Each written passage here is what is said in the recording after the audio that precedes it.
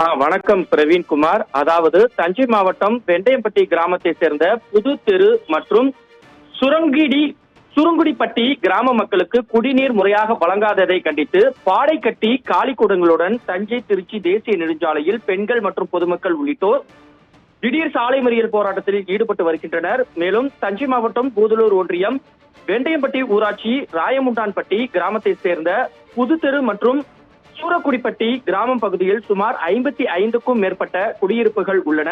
நிலத்தடி நீர்மட்டம் உப்புத்தன்மையாக உள்ளதால் சிறுநீரக பாதிப்பு ஏற்பட்டு பலர் உயிரிழப்பதாகவும் உடனடியாக நல்ல குடிநீர் வழங்க வேண்டும், சுடுகாடு வசதி செய்து தர வேண்டும் உள்ளிட்ட அடிப்படை வசதிகள் வேண்டும் என உள்ளிட்ட பல்வேறு கோரிக்கைகளை முன்வைத்து பாடகட்டி காலி குடங்களுடன் இந்திய கம்யூனிஸ்ட் கட்சியினர் மற்றும் பெண்கள் மற்றும் பொதுமக்கள் இணைந்து 100க்கும் மேற்பட்டோர் தஞ்சை திருச்சி தேசிய நெடுஞ்சாலையில் பாடை கட்டி தரையில் அதனை வைத்து அதனுடன் சேர்ந்து படுத்து நூதன முறையில் போராட்டத்தில் ஈடுபட்டனர்.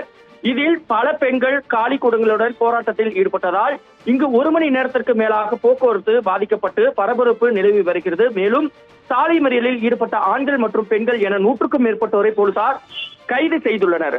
பிரவீன்.